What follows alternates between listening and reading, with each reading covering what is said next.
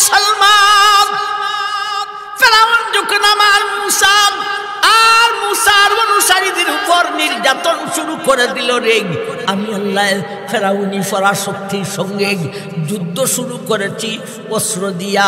অস্ত্র কি বানাইলাম? আল্লাহ বলেন আমার ক্ষেপণাস্ত্র ছেড়ে দিলাম। আল্লাহর ভাষায় বলেন জফাদি, জফাদিকে ক্ষেপণাস্ত্র বানিয়ে ছেড়ে দিলাম। আল্লাহর ভাষায় বলেছেন জফাদি। বাঙালি বাংলাদেশের মানুষ এটারে কেউ কয় ব্যাং, কেউ কয় বেঙ্গা। চিনেননি? চিনেননি? বেঙ্গা দিয়া যুদ্ধ করেছে, বেঙ্গাকে ক্ষেপণাস্ত্র বানিয়ে আসছে। একটা প্রাণীর যুদ্ধ বলতেছে। আমার ভাই বেঙ্গে যুদ্ধটা করলো কিভাবে সেইটা তো বোঝার দরকার। ফেরাউন তার বীর যোদ্ধাদের জন্য সুস্বাদু খাবার তৈরি করে রাখছে। আলুও দিছে, টমাটোও দিছে, জুলও দিছে, মাছও দিছে। খাই থেকে সে যায় দেখে দেখছির ভিতরে একটা টুকরা আলুও নাই, একটা টুকরা মাছও নাই, একটা টুকরা টমাটোও নাই, একটা ফুটা জুলও নাই। আছে কি? দেখছির ভিতরে হুদা ব্যাঙ্গে লাফাইতেছে, ফাল্লাইতেছে। যুদ্ধের সিস্টেমটা বুঝছেননি, খাবার বন্ধ করে দিছে। বীর যোদ্ধা যারা যুদ্ধ করতে এদের খাবার বন্ধ করে দিছে। যার খাবারই নাই সে যুদ্ধ করতো না মারা যাইত। বেঙ্গের যুদ্ধ এখানেই শেষ নয় রে। বেঙ্গের যুদ্ধের আরেকটা ফালা বাকি রইছে। ফাআরসালনা আলাইহিমুত তুফানা ওয়াল জারাব ওয়াল জারাদা ওয়াল কুম্মালা ওয়াজ জাফাদিকা ওয়াদ দাব আয়াতুন মুফাসসালাত ফাস্তাকবারু ওয়া কানু কওমান মুজরিমিন। ও বিশ্বের ইমানদার, বেঙ্গার যুদ্ধ করেছেন, একদিকে খাবার বন্ধ করে দিয়েছেন, যুদ্ধের ফালার একটা বাকি রইছে রে। ফেরাউনের বীর যোদ্ধা ঘুমের ঘরে গেছে, ঘুমাইব, ঘুমের টাইম আসে। বেডের মধ্যে যায় দেখে আধা হাত গাড়া করে শুধু ব্যাং আর ব্যাং। বিছনার উপরে আধা হাত। আমার ভাই ব্যাঙ্গের উপরে ঘুমানি যাইব না ফিডের তলে গুড়গুড়ি দেখাবো, গুড়গুড়ি দেখাইব, গুড়গুড়ি দেখাইব। বিছনাটা যাচ্ছে, যাইয়া পরিষ্কার করিয়া ঘুমাইছে। বীর যোদ্ধার ঘুমটা খালি লাগছে। বেঙ্গা ক্ষেপণাস্ত্র কই থেকে যেন আইসা গেছে। আইসা শরীরের উপরে উঠা ফাল্লানো শুরু করছে, লাফানো শুরু করছে রে আমার ভাই। শুধু লাফায় যে তাই না, তো সিলাই লেখেন যত দিকে ছিদ্র পায় এত দিক দা গুতায় আর গুতায়, চৌকি দাও গুতায়, কানি দাও গুতায়, নাকি দাও গুতায়, মুখি দাও গুতায়। কেমনে কইতাম রে? তো সিরলায় তাও লিখেছেন বিশ্বের মুসলমান বীর যোদ্ধার, ফেরাউনের বীর যোদ্ধার কাপড়ের ভিতরেও ঢুকে গেছে, সেই দিকেও ছিদ্র পাইছে, গুতায় আর গুতা। যুদ্ধ শুরু হয়েছে নি, যুদ্ধের সিস্টেমটা কি দেখছেন নি? খাবারও বন্ধ করে দিছে, ঘুমও বন্ধ করে দিছে। আরে মানুষের আছে কি? এই দুইটাই তো নেই, ঠিক না বেটি? ঘুম আর খাবার। ঘুম আর খাবার যদি কেউ থাকে না, হে যুদ্ধ করতো না মারা যাইত। একটা যুদ্ধ শোনাইলাম, আল্লাহ ফেরাউনের মতো পরাশক্তির সঙ্গে যুদ্ধ করেছেন বেঙ্গা দিয়া। এই যে আপনাদের ময়মনসিংহ চর হরিপুর মাদ্রাসার উদ্যোগে বার্ষিক ওয়াজ মাহফিল, উলামায়ে কেরাম আলোচনা করেছেন। আমার পরে আরো উলামায়ে কেরাম আলোচনা করবেন। আমি আমার আলোচনাটুকু রাখার জন্যে সূরা মায়েদার 35 নম্বর ছোট্ট একখান আয়াত তিলাওয়াত করেছি। সাথে সাথে নবীজির একখানা হাদিসও পাঠ করেছি। একে সামনে রেখে এই আয়াতের তাফসীরি আলোকে কিছু কথা আপনাদের সামনে উপস্থাপন করব ইনশাআল্লাহ। ভাই, এই 30 পারার কোরআন আল্লাহ আমাদেরকে দান করেছেন। শুধু মক্তব, মসজিদ, মাদ্রাসার আলমিরায়, বাড়ির বাসার আলমিরায় সাজিয়ে রাখার জন্য নয়। আল্লাহ কোরআন দিয়েছেন, আমার কোরআন বুঝো, আমার কোরআন মতে জীবন গড়ো। কোরআন বুঝার জন্যে আনুষ্ঠানিক ব্যবস্থা হলো মাদারিসে কওমিয়া। জনসাধারণ যারা মাদ্রাসায় পড়তে পারেন না, সুযোগ নেই, ওনাদের জন্যে কোরআন বুঝার ছোট্ট একখান সূরা, কয়েকখান আয়াত বা একখান আয়াত তা বুঝার ব্যবস্থা হলো তাফসীরুল কোরআন মাহফিল, ওয়াজ মাহফিল। এরই আলোকে আমি আপনাদের সামনে সূরা মায়েদার 35 নম্বর আয়াত কানা তিলাওয়াত করেছি। ছোট্ট একখান আয়াত, ইয়া আইয়ুহাল্লাযীনা আমানুত্তাকুল্লাহ ওয়াবতাগু ইলাইহিল ওয়াসিলা ওয়াজাহিদু ফি সাবিলিহি লাআল্লাকুম তুফলিহুন। এই হলো আয়াত। এই ছোট্ট একখান আয়াতে আল্লাহ আমাদেরকে কি শিক্ষা দিয়েছেন, কি সবক দিয়েছেন। আমরা এই আয়াত খান আপনাদের সামনে আল্লাহর দেওয়া তৌফিকে, আল্লাহ যতটুক তৌফিক দেন আপনাদের সামনে আমরা বুঝাবো ইনশাআল্লাহ। আসুন আমরা আয়াতে প্রবেশ করি। ইয়া আইয়ুহাল্লাযীনা আমানু, হে ঈমানদার।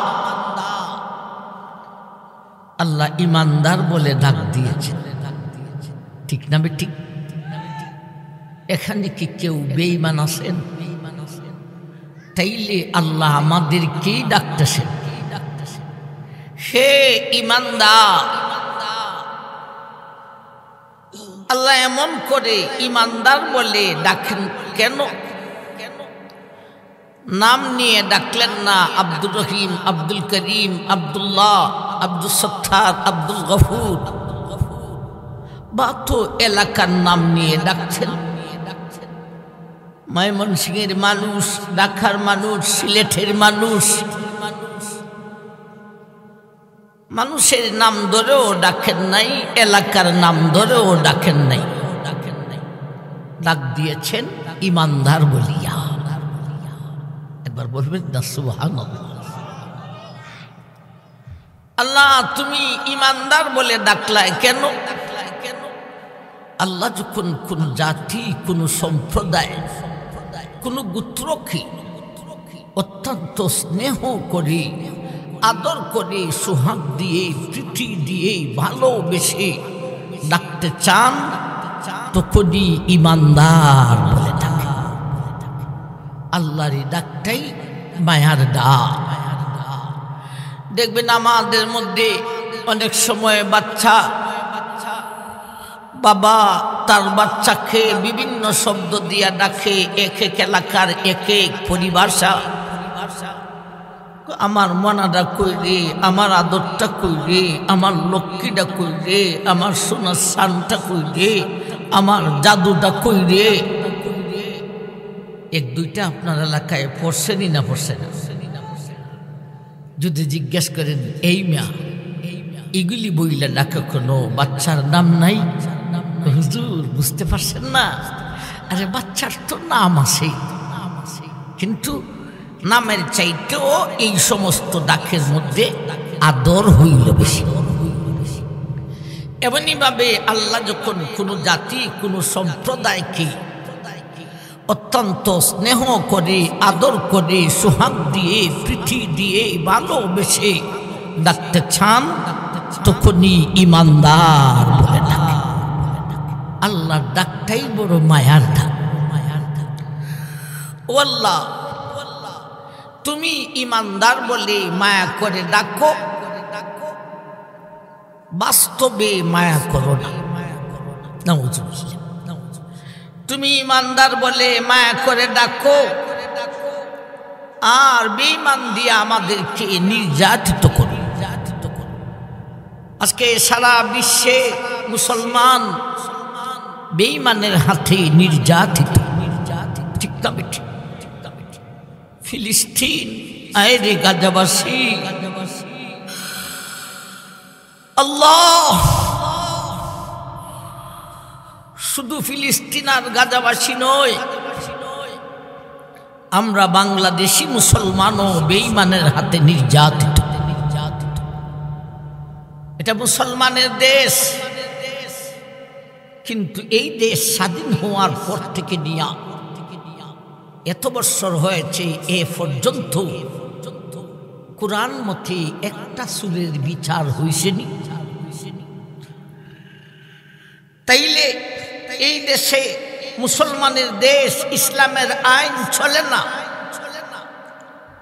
দেশ স্বাধীন হওয়ার পর থেকে নিয়ে যারা ক্ষমতায় ছিল, কের বন্ধু হলো ভারত আর কের বন্ধু হলো আমেরিকা। কেউ চায় আমেরিকার বিধান দিয়া দেশ চালাবে, কেউ চায় ভারতের বিধান দিয়া দেশ চালাবে।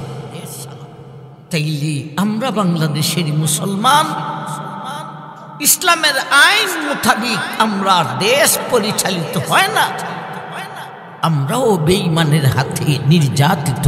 ঠিক না বেঠিক?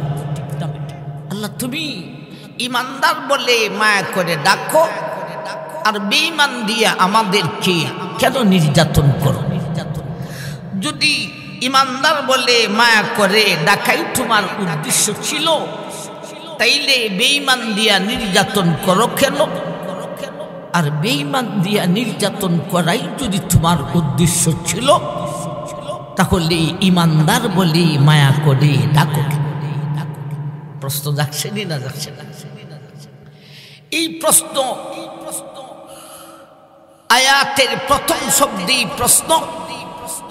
এই প্রশ্নের উত্তর আল্লাহ নিজে আয়াতের শেষে দিয়েছে, লাআল্লাকুম তুফলিহুন। ও বিশ্বের ইমানদার, আমি আল্লাহ তোমাকে বেঈমানের মোকাবেলায় বিজয়ী করতে চাই।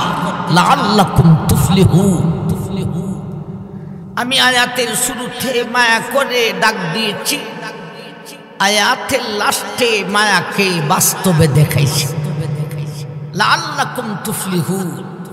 আমি আল্লাহ তোমাকে বেঈমানের মোকাবেলায় পরাজয় করতে চাই না, বেঈমানের মোকাবেলায় বিজয়ী করতে চাই। আমি তোমাকে বেঈমানের হাতে নির্যাতিত করতে চাই না, আমি তোমাকে বেঈমানের হাতে ফিটা খাইতে চাই না। আমি আল্লাহ চাই বেঈমানের মোকাবেলায় তোমাকে বিজয়ী করি। আল্লাহ কি আমাদেরকে বেঈমান দিয়া নির্যাতিত করতে চান, পরাজিত করতে চান, না বিজয়ী করতে চান? তাইলে আয়াতের শুরুতেই মায়া করে ডাক দিয়েছেন, আয়াতের লাস্টে মায়াকে বাস্তবে দেখাইছেন। খলিফাতুল মুসলিমিন হযরত ওমর ফারুক রাদিয়াল্লাহু তাআলা আনহুর যুগে আমার ভাই তখন কি মুসলমানের সংখ্যা এখন থেকে বেশি ছিল না কম ছিল? অনেক কম। এরপরও বিশ্বের বেঈমান মুসলমানের নাম শুনলে থরথর করে কম্পমান হইত। বিশেষ করে বেঈমানের বাচ্চা যখন কাঁদত, মা বাচ্চার কাঁদা বন্ধ করার জন্যে ভয় দেখাইতো, বলতো কাঁদা বন্ধ করবে, জলদি বন্ধ কর, উমর আসতেছে। উমর সত্যটার ভিতরে এত ভয় ছিল, বাচ্চা ভয়েতে কাঁদা বন্ধ করে দিত। আমার ভাই তখন মুসলমানের সংখ্যা এখন থেকে অনেক কম ছিল, এখন অনেক বেশি। এরপরও আমরা নির্যাতিত কেন? আল্লাহ আয়াতের শুরুতেই মায়া করে ডাকছেন, আয়াতের লাস্টে মায়াকে বাস্তবে দেখাইছেন। ইয়া আইয়ুহাল্লাযীনা আমানু লাআল্লাকুম তুফলিহুন। হে ঈমানদার, আমি আল্লাহ তোমাকে ঈমানদার বলে মায়া করে ডাকি। বেঈমান দিয়া তোমাকে আমি আল্লাহ নির্যাতিত করতে চাই না। লাআল্লাকুম তুফলিহুন, আমি আল্লাহ চাই বেঈমানের মোকাবেলায় তুমি বিজয়ী হইয়া যাও। তবে শর্ত আছে। কি আছে? বলেন কি আছে? শর্ত আছে। এ বাংলার মুসলমান, তুমিও বেঈমানের মোকাবেলায় বিজয়ী হবে। হে বিশ্বের মুসলমান, বেঈমানের মোকাবেলায় তুমিও বিজয়ী হবে, কিন্তু শর্ত আছে। কি আছে? শর্ত আছে। ইজা ফাতা শর্ত ফাতাল বসরু। শর্ত যখন পাওয়া যাবে না, শেষা খাই। শর্ত কি? আয়াতের মধ্যখানে আল্লাহ তিনটা সবক দিয়েছেন, এই তিনটা সবকই হলো শর্ত। একবার বলুন সুবহানাল্লাহ। আয়াতে আল্লাহ এত সুন্দর আলোচনা করেছেন, ছোট্ট একখানা আয়াত। এই ময়মনসিংহ সদরে কেন? আমার মনে হয় সারা বিশ্বের মুসলমানকে আল্লাহর পবিত্র ঘর কাবার সামনে দাইখা এই আয়াতের ব্যাখ্যা বুঝিয়ে দেওয়ার দরকার। আয়াতের শুরুতে মায়া করে ডাকছেন, আয়াতের লাস্টে মায়াকে বাস্তবে দেখাইছেন, আয়াতের মধ্যখানে শর্ত লাগাইছেন। এই শর্ত যদি তোমার কাছে পাওয়া যায় তাইলে তুমি বিজয়ী। বেঈমান তোমাকে নির্যাতিত করতে পারবে না। আসলে শর্ত মধ্যেই থাকে। শর্ত ফার্স্টে নয়, শর্ত লাস্টেও নয়, শর্ত থাকে মধ্যে। আপনি এক বেডা, আপনার রূপ একলা ফুলা। আপনি হইলেন ফার্স্টে, ফুলা হইল লাস্টে, মধ্যখানে শর্ত হইল আপনি বেডায় বিয়া করিতে হবে। ঠিক না বেটি? বিয়া না কইরা যদি বলেন আমার ফুলা হয় না, আল্লাহ আমার ভাই হবেনি, তাইলে শর্তগুলি মধ্যখানেই থাকে। আল্লাহ আয়াতের শুরুতে মায়া করে ডাকছেন, আয়াতের লাস্টে মায়াকে বাস্তবে দেখাইছেন, মধ্যখানে শর্ত লাগাইছেন, মধ্যখানে আল্লাহ তিনটা সবক দিয়েছেন। এই তিনটা সবক হলো শর্ত। এই তিনটা সবক যদি মুসলিম জাতির কাছে পাওয়া যায় তাইলে তারা বিজয়ী হয়ে যাবে। এই আয়াতের উদ্দেশ্যমূলক আলোচনাই মাঝখানের তিনটা সবক। আমারও আজকের আলোচনার উদ্দেশ্যমূলক কথাই হলো আয়াতের মধ্যখানের 3টা সবক। আসুন একটা একটা করে আমরা সবক এখন বুঝার চেষ্টা করি। ইয়া আইয়ুহাল্লাযীনা আমানুত্তাকুল্লাহ, ইত্তাকুল্লাহ 1 নম্বর। ওয়াবতাগু ইলাইহিল ওয়াসিলা 2 নম্বর। ওয়াজাহিদু ফি সাবিলিহি 3 নম্বর। ইয়া আইয়ুহাল্লাযীনা আমানুত্তাকুল্লাহ, হে ঈমানদার, বেঈমানের মোকাবেলায় তুমি বিজয়ী হবে। এর জন্য 3টা সবক আছে রে। 1 নম্বর সবক হলো ইত্তাকুল্লাহ, আমি আল্লাহকে তুমি ভয় করো। 1 নম্বর সবকটা কি? ইত্তাকুল্লাহ, আল্লাহকে ভয় করো। ভাই আপনারা বলবেন, লোকজনে বলবে, মুসলমানে বলবে, এই সবকটা আমাদের কাছে আসে। আল্লাহকে তো আমরা ভয় করি। সুদ খায়, সুদ খাইলে কি হইব? আল্লাহর টিকি ভয় করি। ঘুষ খায়, ঘুষ খাইলে কি হইব? আল্লাহর টিকি ভয় করি। বেডি ফেট দেখাইয়া, ফিট দেখাইয়া রাস্তায় ঘাটে ঘুরে বেফর্দা দুইস্তি মহিলা, তাইও কয় বেফর্দা হইলে কি হবে? আল্লাহর টিকি ভয় করি। আমার ভাই, আল্লাহকে ভয় করা এটা কি শুধু মুখে মুখে না বাস্তবে কিছু আছে? মুখে মুখে বললেই হবে না, বাস্তবে আছে। বাস্তবে কি? ইয়া আইয়ুহাল্লাযীনা আমানুত্তাকুল্লাহ, ও দুনিয়ার ঈমানদার, আমি আল্লাহকে ভয় করো। এই কথাটা বুঝতে হলে ইত্তাকুল্লাহ, ভয় করো, প্রথম সবকটা বুঝতে হলে 2টা কথা বুঝতে হবে। একটা কথা হলো আল্লাহকে কেন ভয় করিব, আর একটা কথা হলো আল্লাহকে কিভাবে ভয় করিব। আল্লাহকে কেন ভয় করিব?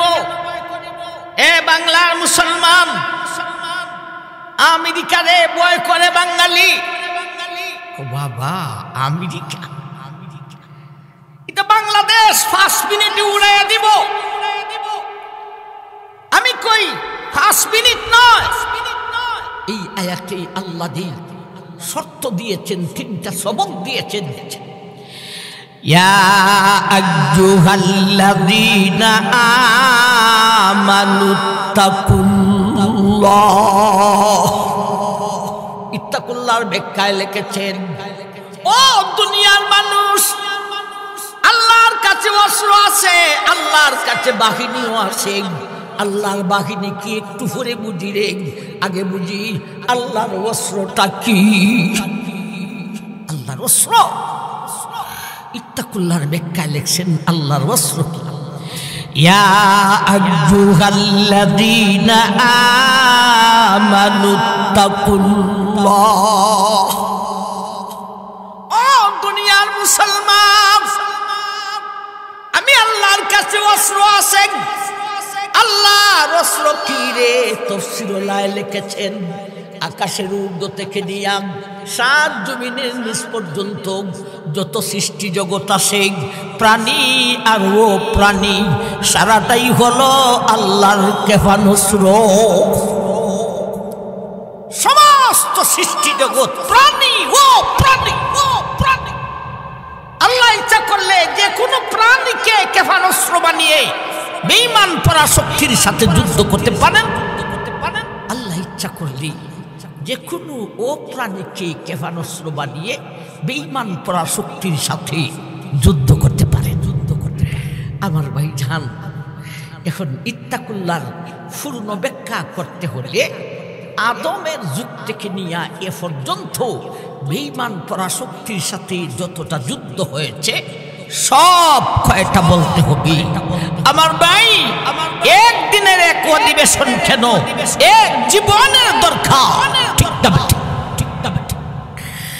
তাইলে আল্লাহর অস্ত্র যদি আকাশের ঊর্ধ্ব থেকে নিয়ে সাত জমিনের নিচ পর্যন্ত সমস্ত সৃষ্টি জগৎ যদি আল্লাহর অস্ত্র হয়, তাইলে সারা বিশ্বের সর্বযুগের সমস্ত দেশের অস্ত্রকে একত্রিত করলেও আল্লাহর অস্ত্রের কোটি কোটি ভাগের এক ভাগ হবে। আমার ভাই, সমস্ত প্রাণীও আল্লাহর ক্ষেপণাস্ত্র, সমস্ত অপ্রাণীও আল্লাহর ক্ষেপণাস্ত্র। তাইলে আমরা শতকরার জন্য একটা যুদ্ধ শুনবো প্রাণীর, আর একটা যুদ্ধ শুনবো অপ্রাণীর, এরপর আসবে আল্লাহর বাহিনী। আল্লাহর বাহিনীর একটা যুদ্ধ শুনবো। আসুন, আল্লাহ প্রাণীকে ক্ষেপণাস্ত্র বানিয়ে সারছেন, বেঈমান পরাশক্তির সাথে যুদ্ধ করেছেন।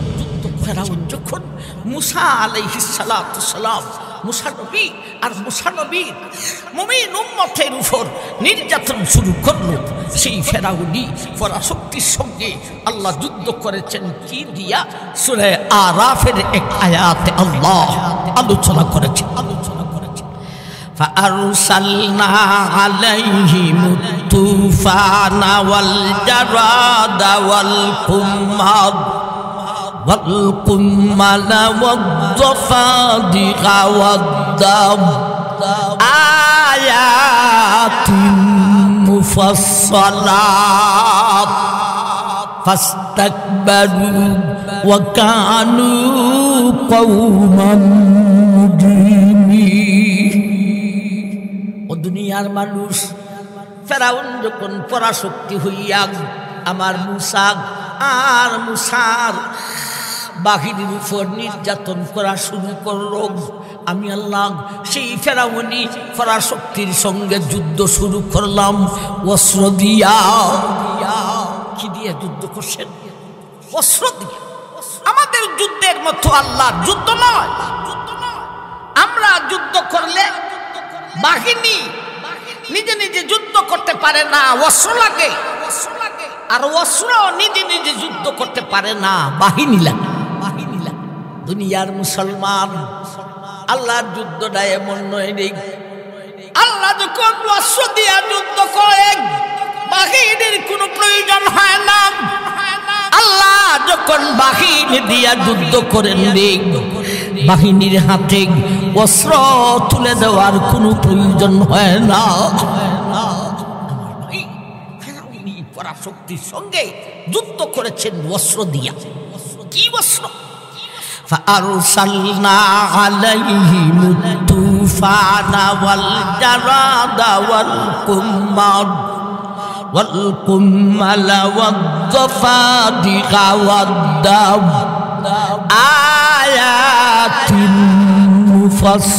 مفصلات فاستكبروا وكانوا قوما مجرمين।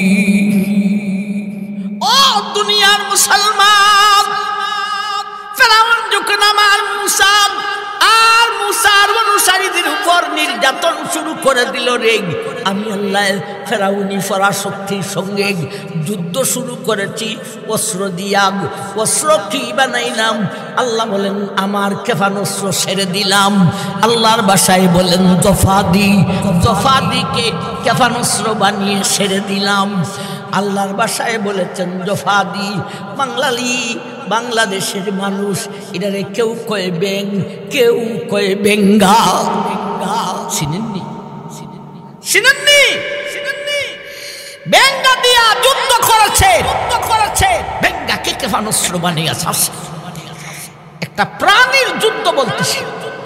আমার ভাই, বেঙ্গে যুদ্ধটা করলো কিভাবে সেইটা তো বোঝার দরকার। ফেরাউন তার বীর যোদ্ধাদের জন্য সুস্বাদু খাবার তৈরি করে রাখছে। আলুও দিছে, টমেটোও দিছে, জুলও দিছে, মাছও দিছে। খাইতে গেছে যায় দেখে ডেকচির ভিতরে একটা টুকরা আলুও নাই, একটা টুকরা মাছও নাই, একটা টুকরা টমাটোও নাই, একটা ফুটা জুলও নাই। আছে কি ডেকচির ভিতরে গুদা ব্যাঙ্গে লাফাইতেছে, ফাল্লাইতেছে। যুদ্ধের সিস্টেমটা বুঝছেন নি, খাবার বন্ধ করে দিছে। বীর যোদ্ধা যারা যুদ্ধ করতো এদের খাবার বন্ধ করে দিছে। যার খাবারই নাই সে যুদ্ধ করতো না মারা যাইতো। বেঙ্গের যুদ্ধ এখানেই শেষ নয় রে, বেঙ্গের যুদ্ধের আরেকটা ফালা বাকি রইছে। ফাআরসালনা আলাইহিম তুফানা ওয়াল জারাদা ওয়াল কুম্মালা ওয়াজ জাফাদিকা ওয়াদ-দাম আয়াতুন মুফাসসালাত ফাস্তাকবারু ওয়া কানু কওমান মুজরিমিন। ও বিশ্বের ইমানদার, বেঙ্গল যুদ্ধ করেছেন, একদিকে খাবার বন্ধ করে দিয়েছেন, যুদ্ধের ফালার একটা বাকি রইছে রে। ফেরাউনের বীর যোদ্ধা ঘুমের ঘরে গেছে, ঘুমাইব, ঘুমের টাইম আসে। বেডের মধ্যে যায় দেখে আধা হাত গাড়া করে শুধু ব্যাং আর ব্যাং। বিছনার উপরে আধা হাত। আমার ভাই ব্যাঙ্গের উপরে ঘুমানো যাইব না ফিডের তলে গুড়গুড়ি দেখাবো, গুড়গুড়ি দেখাইব, গুড়গুড়ি দেখাইব। বিছনাটা যাচ্ছে যাইরা পরিষ্কার করিয়া ঘুমাইছে। বীর যোদ্ধার ঘুমটা খালি লাগছে। ব্যাঙ্গা কেফানোর কই থেকে যেন আইসা গেছে। আইসা শল্যের উপরে উঠা ফাল্লানো শুরু করছে, লাফানো শুরু করছে রে আমার ভাই। শুধু লাফায় যে তাই না, তো সিলাই লেখেন যত দিকে ছিদ্র পায় এত দিক দা গুতায় আর গুতায়। চৌকি দাও গুতায়, কানি দাও গুতায়, নাকি দাও গুতায়, মুখি দাও গুতায়। কেমনে কইতাম রে, তো সিরলায় তাও লিখেছেন বিশ্বের মুসলমান বীর যোদ্ধার, ফেরাউনের বীর যোদ্ধার কাপড়ের ভিতরেও ঢুকে গেছে, সেই দিকেও ছিদ্র পাইছে, গুতায় আর গুতা। যুদ্ধ শুরু হইছে নি, যুদ্ধের সিস্টেমটাকে দেখছেন নি, খাবারও বন্ধ করে দিছে, ঘুমও বন্ধ করে দিছে। আরে মানুষের আছে কি, এই দুইটাই তো মেয়ে, ঠিক না বেটি? ঘুম আর খাবার। ঘুম আর খাবার যদি কেউ থাকে না, হে যুদ্ধ করতো না মারা যাইতো।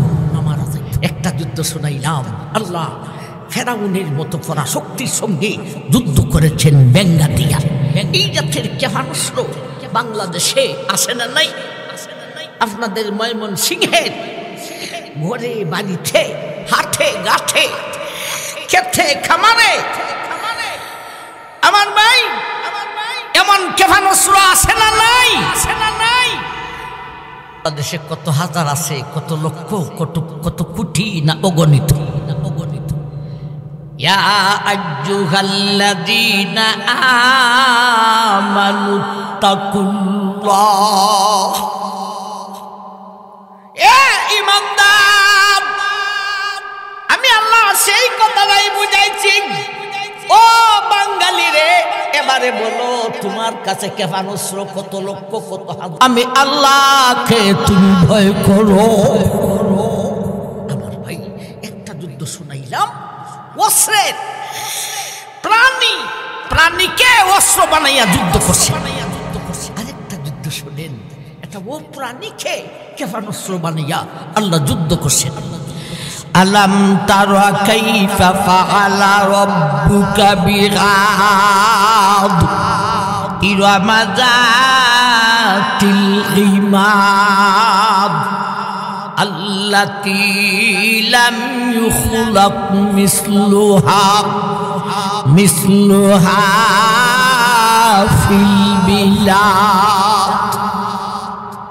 দুনিয়ার মানুষে পৃথিবীর বুকে অতীতে আদ নামক একটা গোত্র ছিল। মাঠ ভরা ফসল, বাগান ভরা ফল, বড় সুখী ছিল। এরা বড় শক্তিশালী আর বড় বড় দেহের অধিকারী।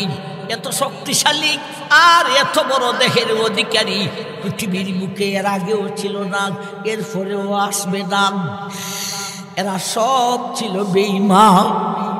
আমি আল্লাহ এদের মধ্য থেকে আমার হুদকে নবী বানিয়ে পাঠাইলাম। হুদ আলাইহিস সালাতু সালাম ঈমানের দাওয়াত দিলেন মুসলিমায় কয়েকজন ছাড়া। দেশবাসী ঈমানকে গ্রহণ করে নাই, গ্রহণ করবে দূরের কথা।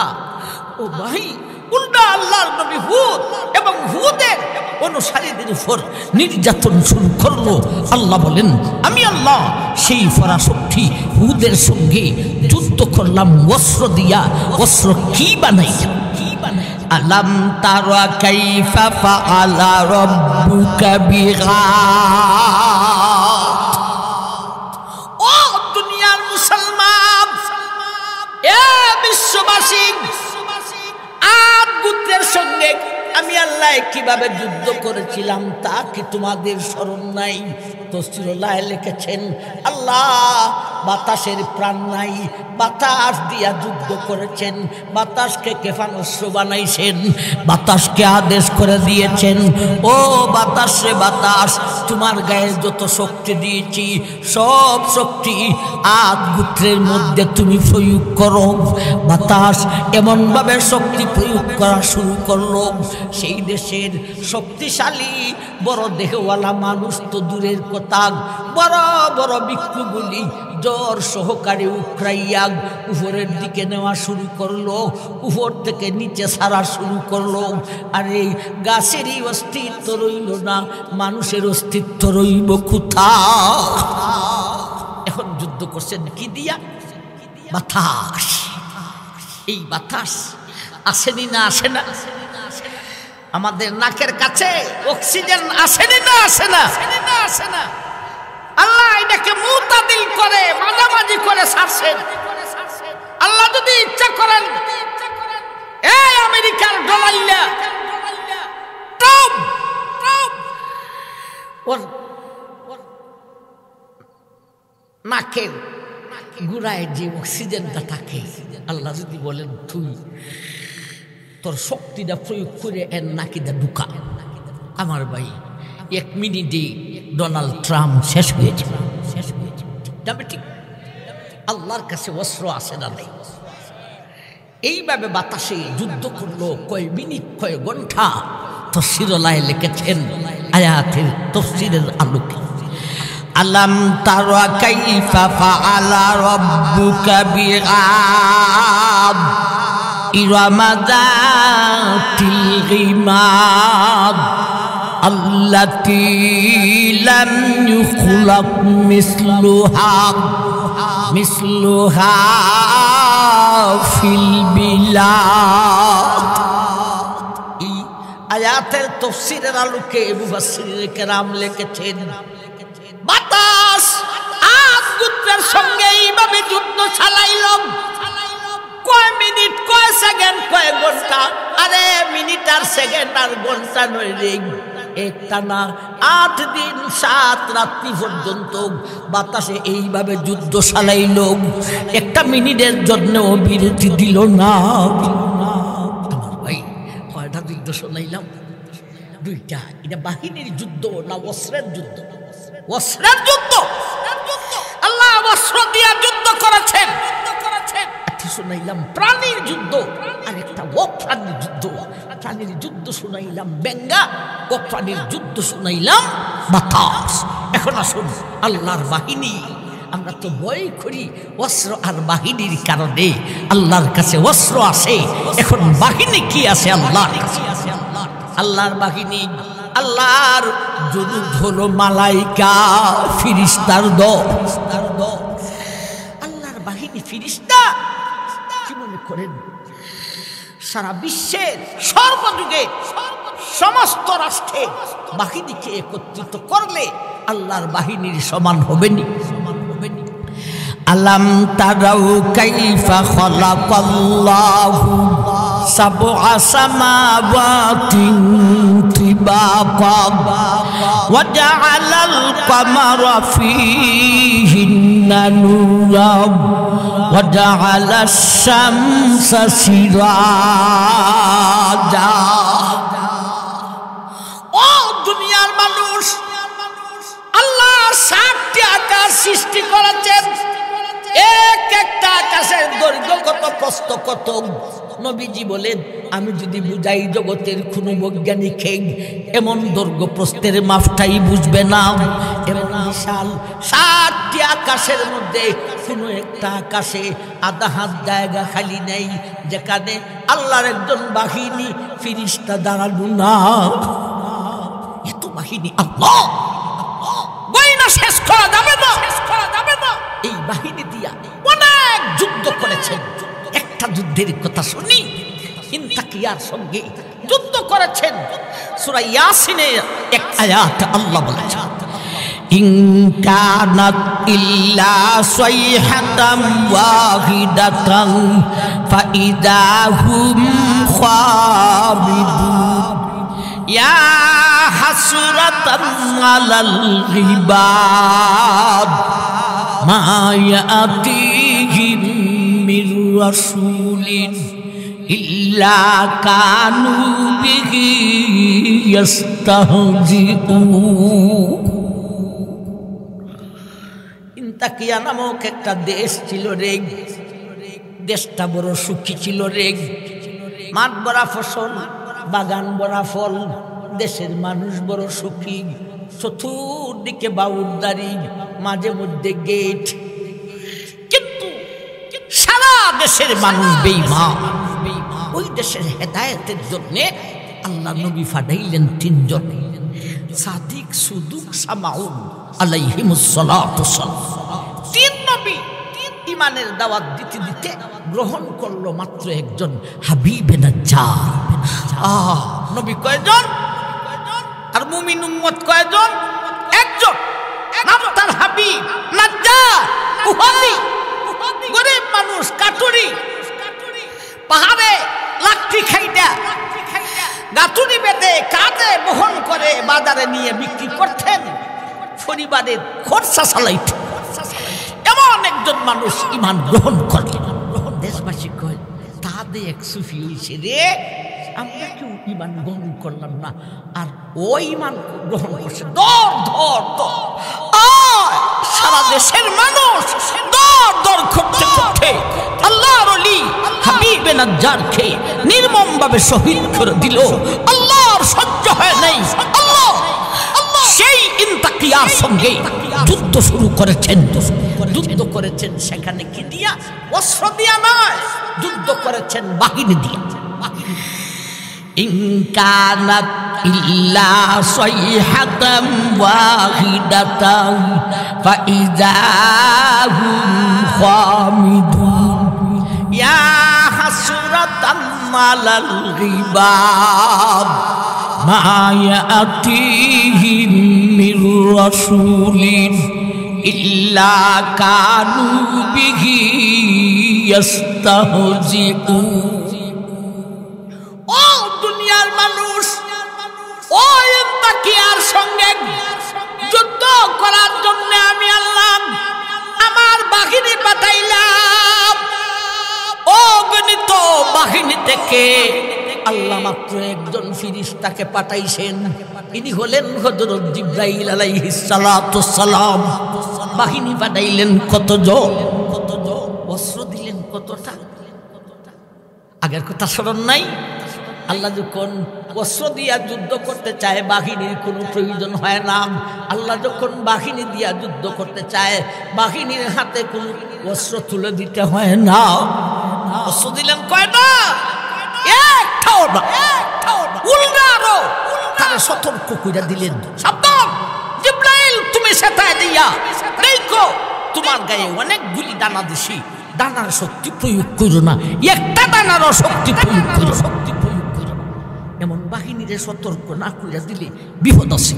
এর আগে আল্লাহ একটা যুদ্ধ করছিলেন জিবরাইলকে দিয়া, এমন বাহিনীকে দিয়া।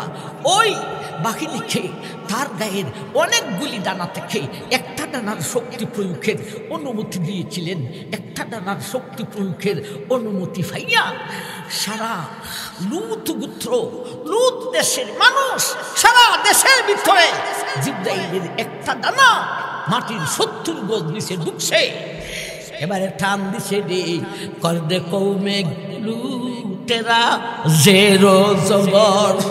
70 গজ মাটির নিচে একটা দানা ঢুকাইয়া টান দিয়েছে রে, 70 গজ মাটি উলট ফলট হয়ে গেছে। ভাই উপরের মাটি 70 গজ নিচে গেছে, 70 গজ নিচের মাটি উপরে আসছে। লুজ দেশের বেঈমান মাটির সাফা খাইয়া একসঙ্গে সব শেষ হয়ে গেছে। এমন বাহিনী খেয়ে যদি আল্লাহ সতর্ক করে না দেন আর 70 দানা ইন্তাকিয়ার দেশের মধ্যে আইসা লাগায়, ইন্তাকিয়ার অধিবাসী নয়, ইন্তাকিয়ার এক জমিন নয়, 7 জমিনের মাটি আকাশের মধ্যে উঠে এত শক্তিশালী আল্লাহর বাহিনী। এজন্য সতর্ক কইরা দিলেন। কি সতর্ক করলেন? ইনকানাত ইল্লা সাইহাতাম ওয়াহিদাতাম ফাইদাহুম খামিদুন ইয়া হাসরাতাম আলাল গিবাদ মা ইয়াতিহিম মির রাসূলিন ইল্লা কানু বিহি ইয়াস্তাহজিউন। ও ইব্রাহিম, তুমি সেখানে যাইয়া যুদ্ধ যে করবে রে, সাবধান, তোমার একটা দানার শক্তিও প্রয়োগ করিও না। বরঞ্চ তুমি যুদ্ধটা কেমনে করবে? ওই দেশের চতুর্দিকে মহাপ্রাচীর, মাঝে মধ্যে গেট। ও ইব্রাহিম, তোমার দেখের এক একটা অঙ্গ এক একটা গেটে পৌঁছাইয়া ঠিক করে একটা বিকজ আওয়াজ বানিয়ে দিবে রে। ফাইদাহুম খামিদুন। জিবরাইল এমন ভাবে দেখে এক একটা অঙ্গ এক একটা গেটে পৌঁছাইয়া বিকট আওয়াজে ঠিক কইরা একটা ডাক মারছে রে। সারা দেশের মানুষ একসঙ্গে সবটি হাত ফিল করিয়া মারা গেছে। বলেন আল্লাহর কাছে বাহিনী আসে না নাই? আল্লাহর কাছে অস্ত্র আসে না নাই? আমরা ভয় করি আমেরিকাকে কিসের জন্য? অস্ত্র আসে, বাহিনী আসে। আমার ভাই, আল্লাহ বলেন আমেরিকারে এত ভয় করো, অস্ত্র আর বাহিনী আসে। আমি আল্লাহর কাছে অস্ত্র আসে, বাহিনী আসে। আমার অস্ত্র আর বাহিনীর পরিমাণ দুনিয়া জগতের সর্বযুগের সারা বিশ্বের সমস্ত অস্ত্র আর বাহিনীকে একত্রিত করলেও আল্লাহর কোটি কোটি ভাগের আমার ভাই এক ভাগ হবে না। সুতরাং তোমরা আমি আল্লাহকে ভয় করো। এতক্ষণে শুনলাম আল্লাহকে কেন ভয় করিব। এখন আসুন আল্লাহকে কিভাবে ভয় করিব। স্মরণ আসেনি না? আসে না? আল্লাহকে কেন ভয় করিব? আল্লাহকে কিভাবে ভয় করিব? ভাই কিভাবে ভয় করব? শুধু মুখে মুখে বললেই চলবে আমি ভয় করি? না না, ভয় করার ব্যবস্থা আছে। আমাকে আপনারা যদি ভয় করেন তাহলে কি করবেন? আমি যা নিষেধ করি তা আপনি বর্জন করবেন। মাদ্রাসার ছাত্ররা মাদ্রাসার হুজুরকে ভয় করে। কেন ভয় করে? কিভাবে ভয় করে? হুজুর যা নিষেধ করেন তা সে সারিয়া দেয়। তাইলে আল্লাহকে ভয় করার ব্যবস্থা কি? আল্লাহকে ভয় করার ব্যবস্থা হলো আল্লাহ যা নিষেধ করেছেন তা সারিয়া দিতে হবে। একবার বলুন সুবহানাল্লাহ, সুবহানাল্লাহ। তাইলে আল্লাহকে ভয় করা হইব। আল্লাহ বলেছেন সুদ খাইও না, সুদ ছাড়িয়া দে। আল্লাহ বলেছেন ঘুষ খাইও না, ঘুষ ছাড়িয়া দে। আল্লাহ বলেছেন মদ খাইও না, মদ ছাড়িয়া দে। আল্লাহ বলেছেন জুয়া খাইও না, জুয়া ছাইরা দে। আল্লাহ বলেছেন ফেম ফিরিতি কইরো না, ফেম ফিরিতি ছাইরা দে। আল্লাহ বলেছেন বান্দি স্বামী রাইখা আরেক বেটার সঙ্গে ফরকিয়া করিস না, ফরকিয়া ছাড়িয়া দে।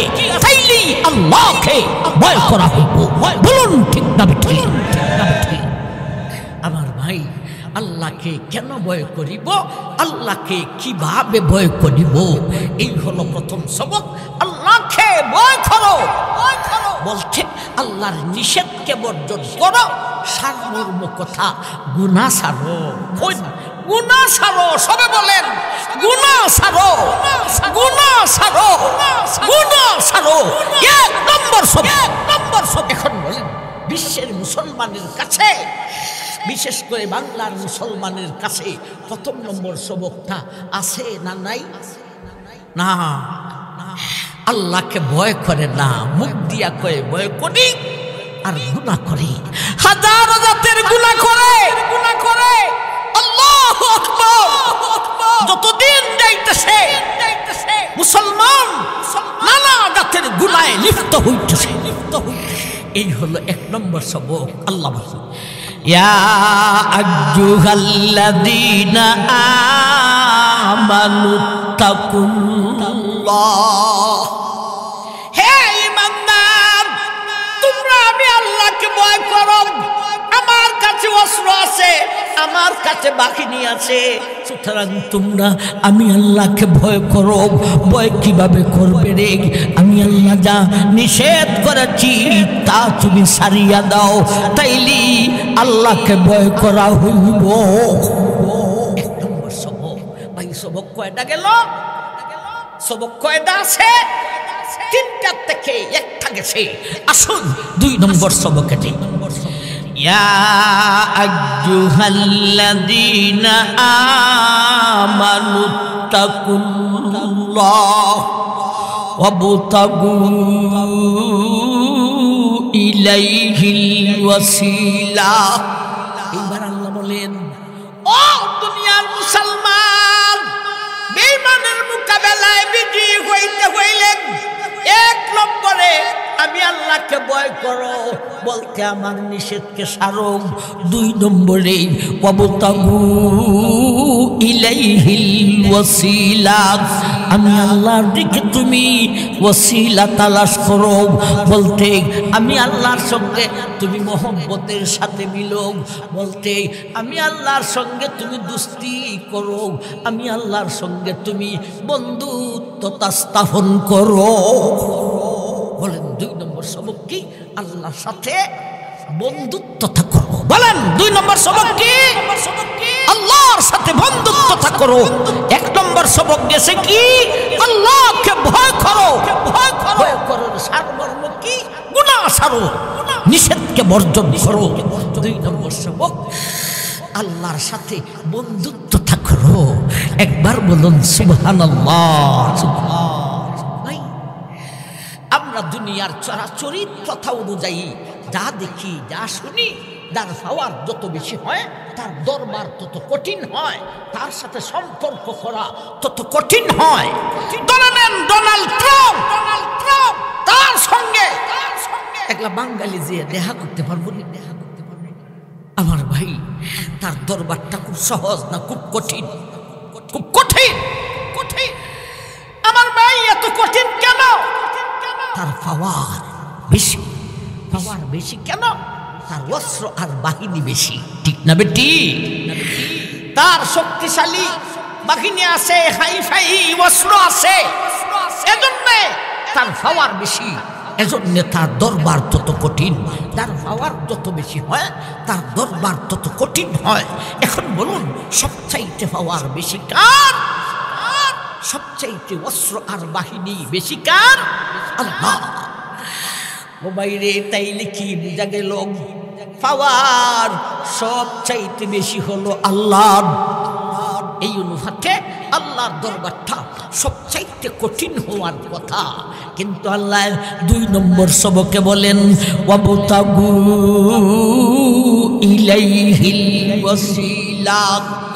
ও দুনিয়ার মুসলমান, এই ইমানদার, আমি আল্লাহর পাওয়ার সব চাইতে বেশি, কিন্তু আমি আল্লাহর দরবার সব চাইতে সহজ। আমার অস্ত্র সব চাইতে বেশি, আমার বাহিনী সব চাইতে বেশি, আমার পাওয়ার সব চাইতে বেশি, কিন্তু আমার দরবারটা সব চাইতে সহজ। ইনি হলেন আল্লাহ। পাওয়ার তার সব চাইতে বেশি, দরবার তার সব চাইতে সহজ। ওয়াবতাগু ইলাইহিল ওয়াসিলা, আমি আল্লাহর দিকে তুমি ওসিলা তালাশ করো, আমার সঙ্গে তুমি দুস্তি করো, আমার সঙ্গে তুমি বন্ধুত্বতা স্থাপন করো। আল্লাহ বুঝাইতে চান, এ দুনিয়ার মুসলমান, আমি আল্লাহ পাওয়ার সব চাইতে বেশি,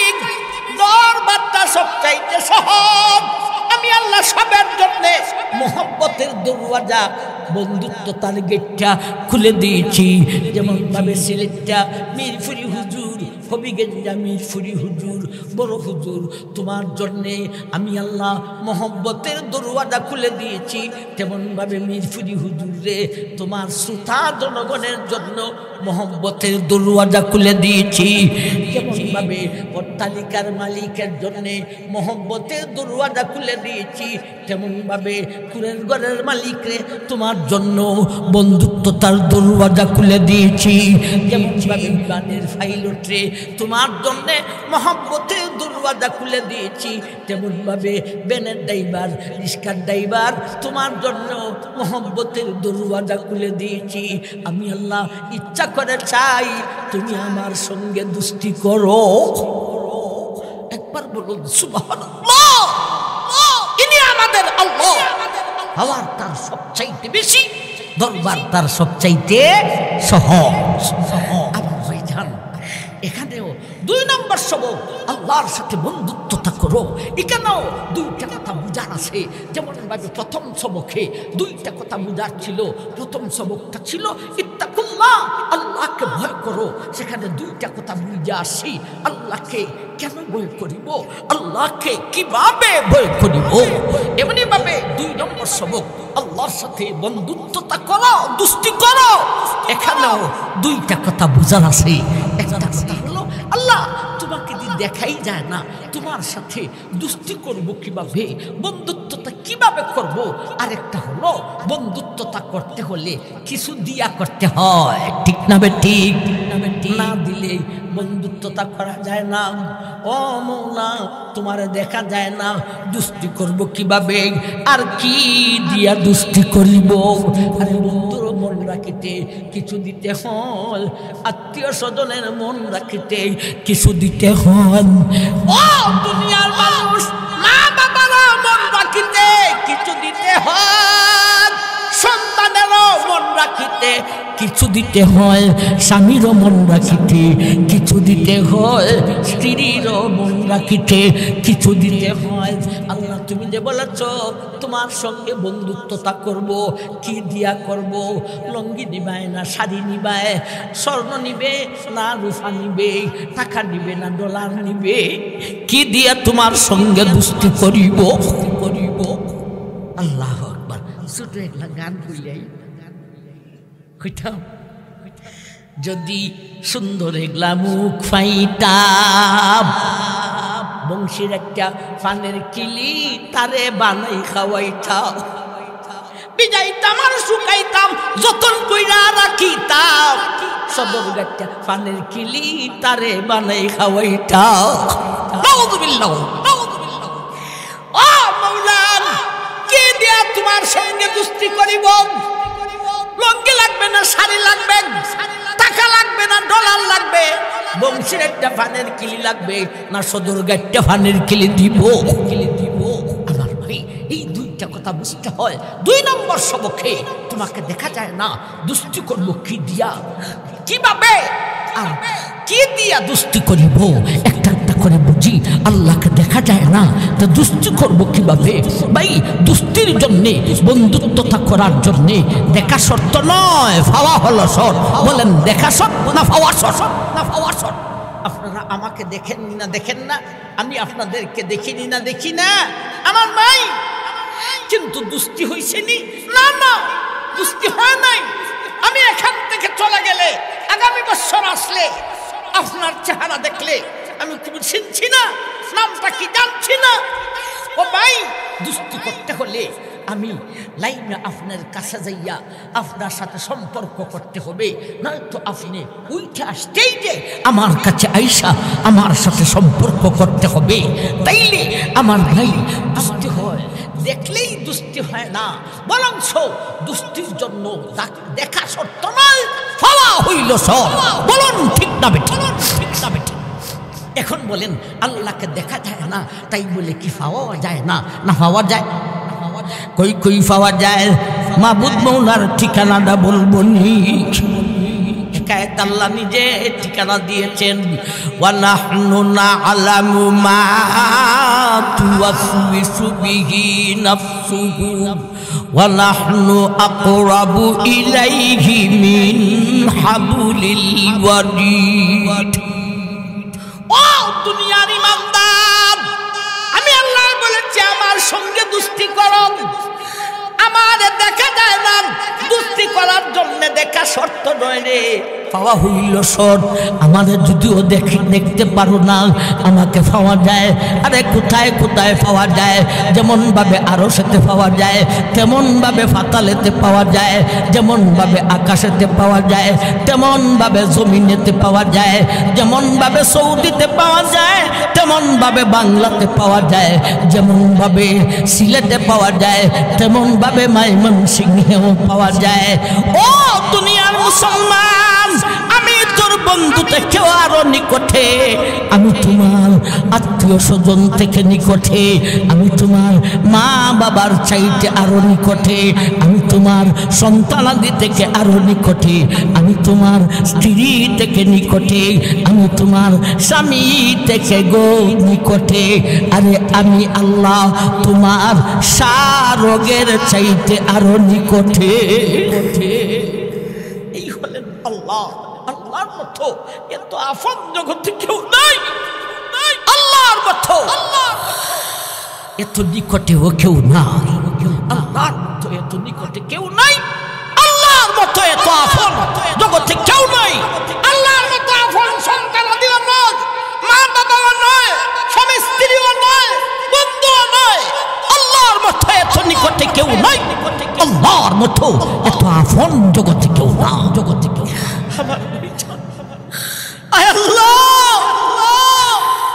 ভাই, এখন আসুন কি দিয়া দুস্তি করিব? ওয়াবতাগু ইলাইহিল ওয়াসিলা। এই বংশের অনেকটা ব্যাখ্যা থেকে একটা ব্যাখ্যা বলেছেন, আল্লাহর সঙ্গে দুস্তি করতে হলে কি দিয়া দুস্তি করিতে হইব? আমার সঙ্গে দুস্তি করতে লঙ্গি লাগবে না, শাড়ি লাগবে না, স্বর্ণরূপা লাগবে না, টাকা লাগবে না, ডলার লাগবে না, বংশের একটা ফানের কিলি, সদরঘাটটা ফানের কিলি লাগবে না রে। আমার সঙ্গে দুস্তি কেমনে হয় জাননি? ওয়াবতাগু ইলাইহিল ওয়াসিলা, এর একটা ব্যাখ্যা হইল আমি আল্লাহ যা আদেশ করেছি তা তুমি পালন করো রে, আমি আল্লাহর সঙ্গে তোমার দুস্তি হইয়া যাও। আল্লাহর আদেশ পালন করো। ও দুনিয়ার মুসলমান, এ নামাজি ভাই বোনেরা গো, আমরা নামাজ পড়ি কিন্তু জানি না, শুনি না, এক একটা আয়াত তেলাওয়াত কইরা শেষ করি। আল্লাহ আমাদের সঙ্গে বন্ধু সুলভ বন্ধুত্বটা হয় না, একটা পূর্ব শর্ত আছে। সেই শর্তটা হলো আগের সবক থাকতে হবে। আগের সবকটা কি গেছিল? নিষেধকে ছাড়তে হবে, গুনাহকে ছাড়তে হবে, নিষেধকে ছাড়তে হবে, আদেশকে পালন করতে হবে, তাইলে আল্লাহর সাথে বন্ধুত্বটা হইয়া যা। বুঝাইছে না ইসে না? দুইটা সবক। আল্লাহর সাথে বন্ধুত্বতা করতে হবে। বন্ধুত্বতা কেমনে হয়? যা নিষেধ করেছেন তা ছাড়ো, যা আদেশ করেছেন তা পালন করো। ভাই, নিষেধ ছাড়াও ফরজ, আদেশ পালনও ফরজ। কিন্তু এর মধ্যে একটা সিরিয়াল আল্লাহ লাগাইছেন। আগে কোনটার কথা বলেছেন, পরে কোনটার কথা বলেছেন। আগে বলেছেন নিষেধকে ছাড়ো, পরে বলেছেন আদেশকে পালন করো। আদেশ পালনের চাইতেও নিষেধ বর্জনের গুরুত্ব বেশি। বুঝাইছি না? নামাজ পড়ার চাইতেও সুদ ঘুষ ছাড়ার গুরুত্বটা বেশি। এখন আসুন আমার ভাইজান 3 নম্বর সবকে যাই। আল্লাহ বলে ওয়াজাহিদু ফি সাবিলিহি লাআল্লাকুম তুফলিহুন। ওয়াজাহিদু ফি সাবিলিহি। এইবার আল্লাহ বলেন, ও দুনিয়ার ইমানদার, বেঈমানের মোকাবেলায় বিজয়ী হইতে হইলে আমি আল্লাহ বলেছি তিনটা সবক লাগবো।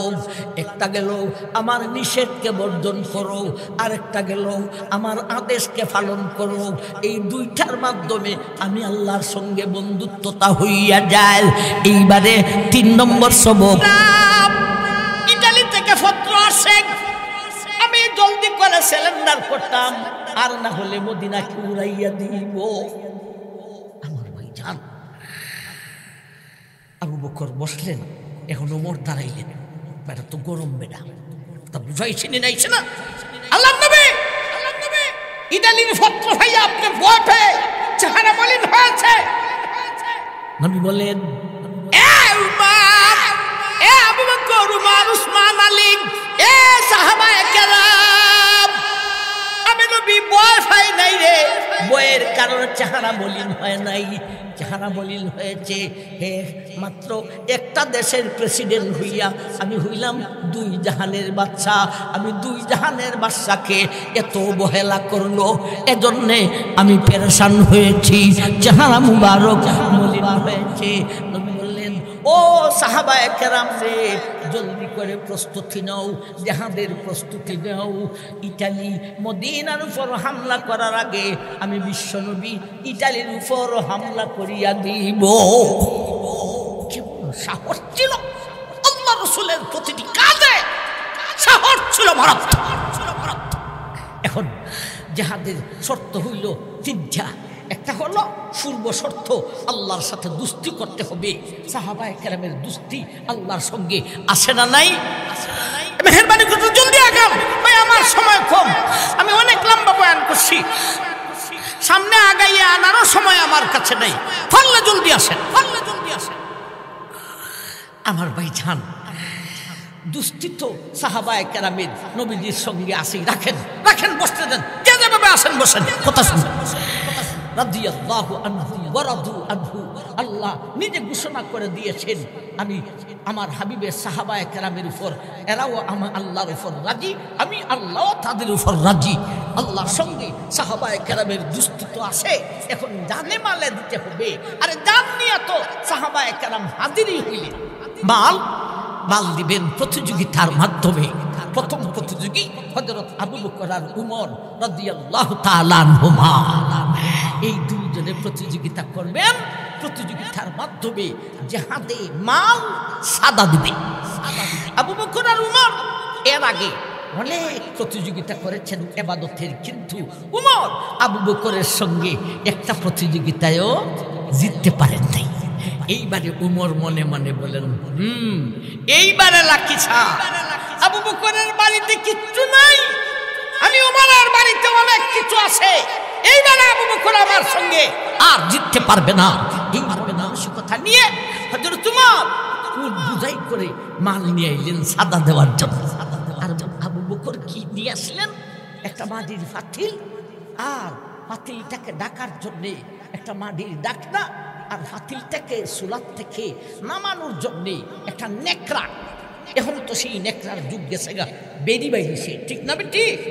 ওই নেকড়ার নাম আমাদের এলাকায় কত লুসনি, কিন্তু বাংলার বিভিন্ন এলাকায় যাইয়া নাম বুঝছি, অনেক এলাকায় অনেক জাতের নাম, লুসনি, লুসাইন, লুসুন, হাতা কাটা, সালাবেরি। আমার ভাই এই 3টা জিনিস নিয়ে আইলেন হযরত আবু বকর, পাতিল আর ডাকনা আর লুসনি। ওমর কি নিয়ে আসলাই প্রতিযোগিতা করার জন্য? নবীজি এই যে বুঝাই করে মাল নিয়ে আসি, এত মাল নিয়ে আসো, বাড়িতে কি রাইখা আসছো রে? ওমর নবীজির কথা একবারটা বুঝতে পারেন নাই। আমার ভাই, আমরা মনে করি যে উমরের জ্ঞান বুদ্ধি আবু বকর থেকে বেশি। না না, আবু বকর সুদাইয়া ছিলেন না, সরল ছিলেন, বিবেক বুদ্ধি হিকমত উমর থেকে বেশি ছিল। উমর নবীজির কথার ফাঁকটা বুঝতে পারেন নাই।